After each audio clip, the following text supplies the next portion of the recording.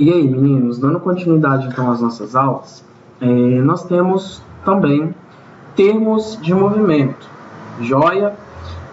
Muitos desses nomes, com certeza, muitos de vocês já ouviram, tá bom? Quando eu quero fazer uma movimentação de um determinado membro, né? Membro, quando eu falo, é braço, perna, tá?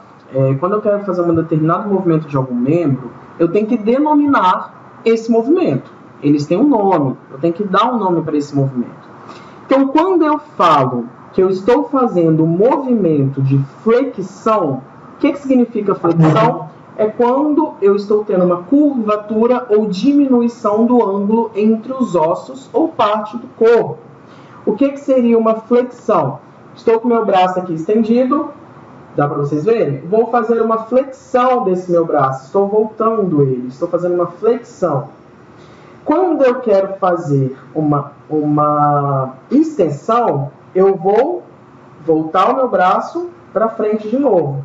Então, extensão é endireitar ou aumentar o ângulo entre os ossos ou parte do corpo.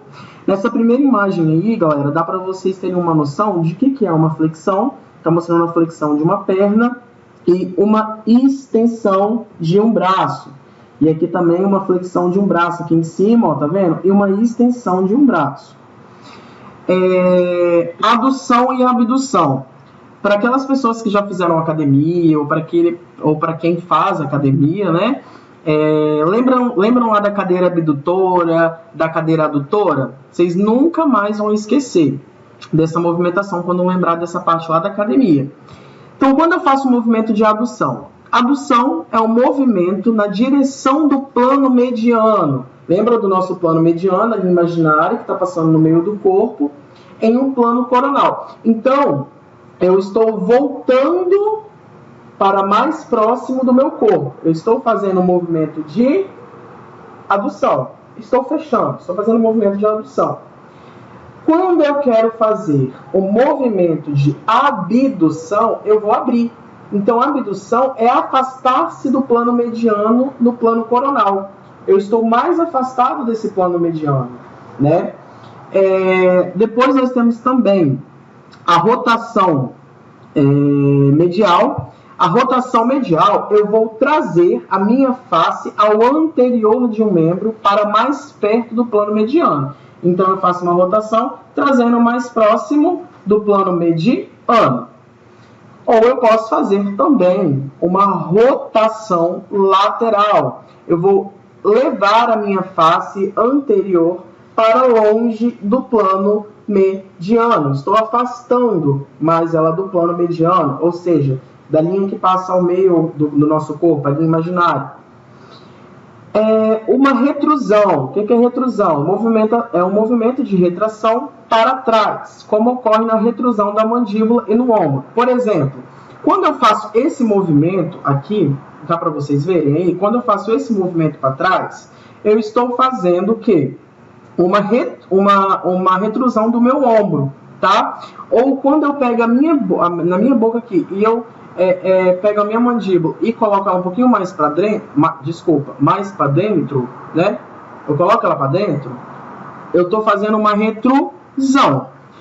Quando eu pego a minha mandíbula e eu desloco ela para frente, eu estou fazendo um movimento de protusão. Por exemplo, faço ao invés de eu voltar os meus braços, ao invés de eu esticar os meus braços para trás, eu vou voltá-los para frente. Eu estou fazendo um movimento de protusão. Beleza? Além desses movimentos, né, galera? Nós temos outros movimentos também, tá?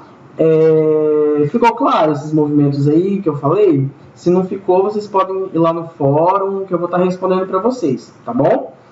Nós temos o movimento também de abertura, que é o movimento em que ocorre o afastamento dos dentes no sentido supero-inferior. Ou seja, eu vou abrir a minha boca, eu vou ter um movimento de abertura. Quando eu faço um movimento de rotação inferior da escápula, eu vou ter um movimento em torno de um eixo sagital, no qual o ângulo inferior da escápula move-se medialmente à cavidade glenoide e move-se caudalmente. Como eu posso ter também uma rotação superior da escápula, né? Uma rotação inferior da escápula, uma rotação superior, tá vendo que eu estou levando aqui? Posso ter um abaixamento, tá?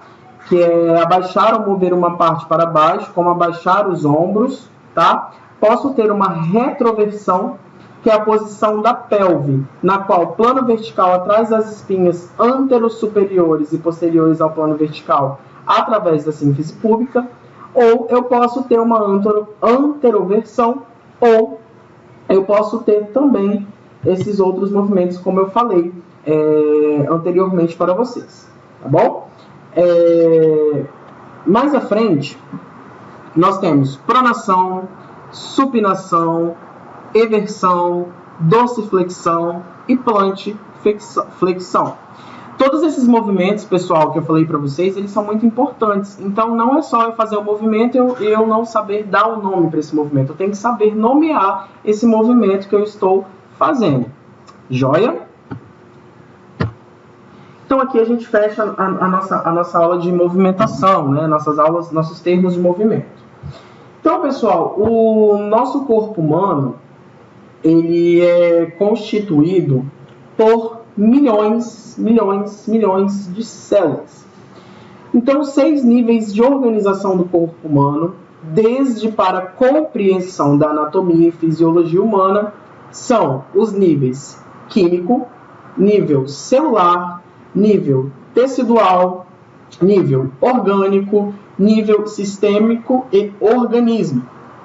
Conforme cada nível, a gente vai poder definir. Então, pessoal, para formar o corpo humano, ser humano, vivo, pensante, atuante, existem várias coisas por trás, né, que vão constituir o nosso corpo para formar o ser humano por completo, tá? Então, a nível químico, vai incluir os átomos, menores unidades de matéria que participam das reações químicas e moléculas, 2 ou mais átomos ligados entre si. Então, como assim? Então, nós temos aqui, eu fiz um esquemazinho, nós temos um átomo. Esse átomo, galera, ele é formado por outras partículas, tá? E um exemplo dessas outras partículas que eu posso citar para vocês é próton, elétron e nêutron.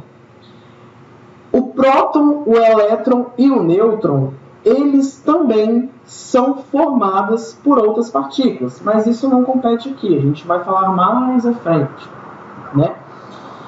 Então, o átomo, ele precisa se ligar a uma molécula, ele precisa se unir a uma molécula.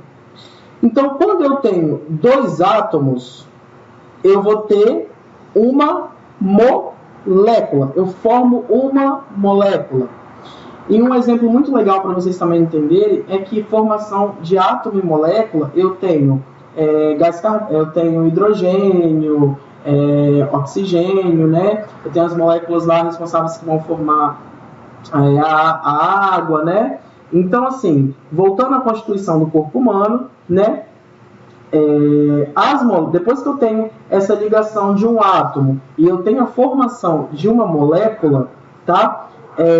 Eu vou ter a formação de célula. Ah, professor, mas eu tenho uma célula só no meu corpo humano? Não. Eu tenho milhões, eu tenho trilhões de células no meu corpo humano. Joia? Então, quando as células elas vão se unir, elas vão formar os tecidos. O corpo humano, pessoal, ele é formado por 4 tipos de tecido. Quais são esses 4 tipos de tecido? Nós temos o tecido epitelial, o tecido conjuntivo, o tecido muscular e o tecido nervoso. Eu vou citar um exemplo aqui para vocês do tecido muscular. Quando eu tenho uma formação de um tecido, por exemplo, a formação de um tecido muscular, esses tecidos, eles vão se unir de uma forma tão maravilhosamente, de uma forma assim, popularmente falando, né, pessoal, de uma forma tão linda, né, que ele vai formar os outros órgãos. Então, quando eu tenho uma formação de tecido, eu tenho formação de órgãos. Beleza? Vamos lá.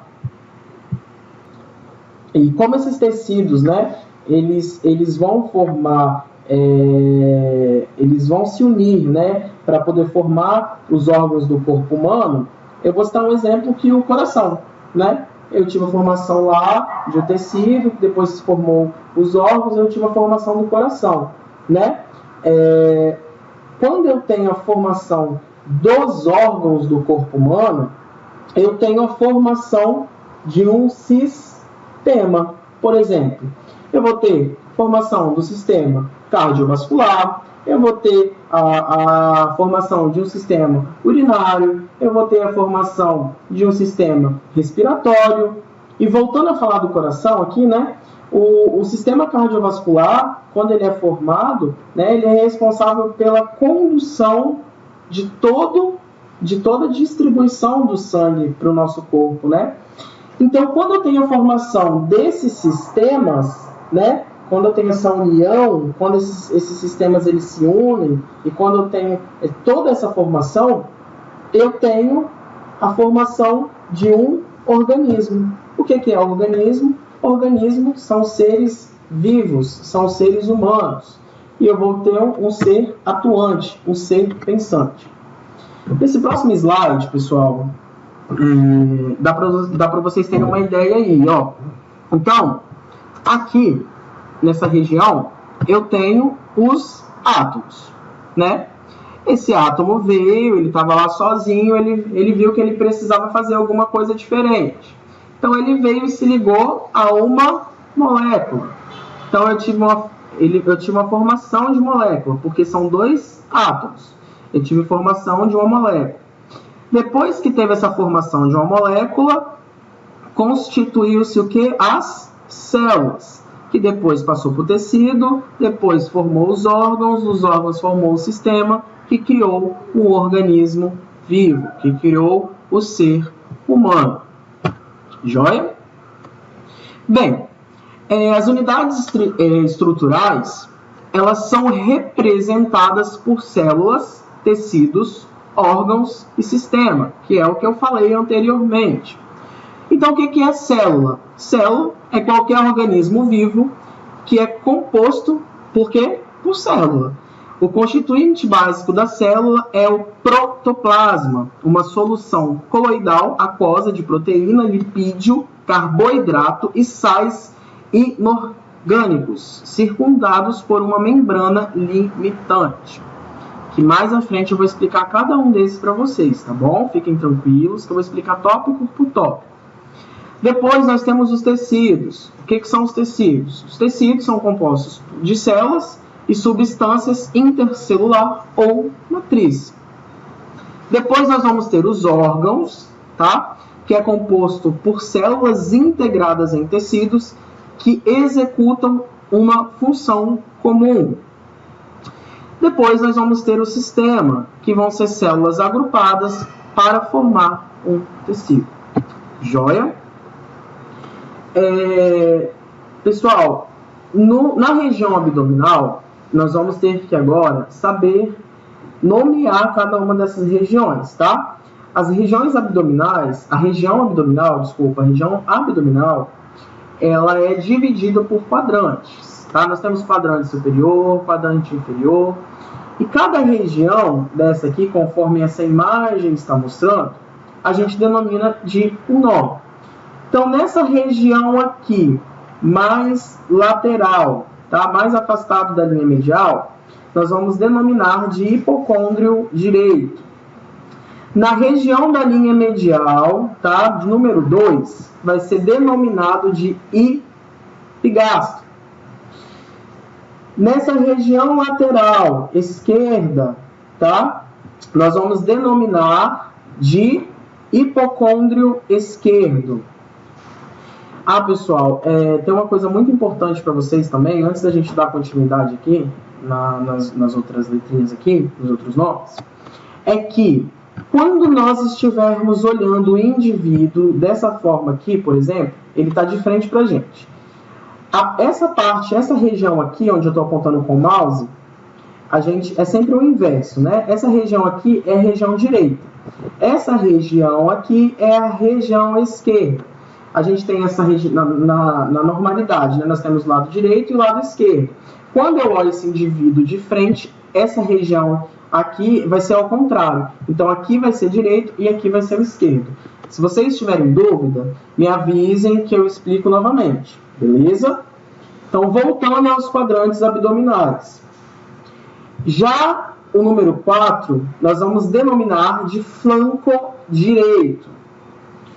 De número 5, nós vamos denominar de mesogástrio, que está no meio, que está mais próximo, não, que está no meio, né, pessoal? A gente denomina-se de mesogástrio. Mais afastado lateralmente à região esquerda, nós vamos ter o flanco esquerdo. Já de número 7, nós vamos ter a fossa ilíaca direita. E de número 8, nós vamos ter o hipogastro, tá? Que ele vai estar na linha medial. E na linha lateral esquerda, nós vamos ter a fossa ilíaca esquerda. Tá bom, pessoal? Mais adiante, vocês vão entender o porquê dessas divisões da região abdominal, tá bom? Então, pessoal, essa foi nossa videoaula. Nossa aula da parte introdutória, de anatomia, né, tudo. E essa aula está postada no portal, tá bom? Vocês podem ter acesso lá, ela já está disponível lá para vocês, joia? E agora a gente vai corrigir os exercícios que vocês fizeram lá na nossa primeira aula, lá em março, lembra? Eu vou corrigir esses exercícios um a um com vocês, tá bom? Beijo, fiquem com Deus, galera. Até a próxima.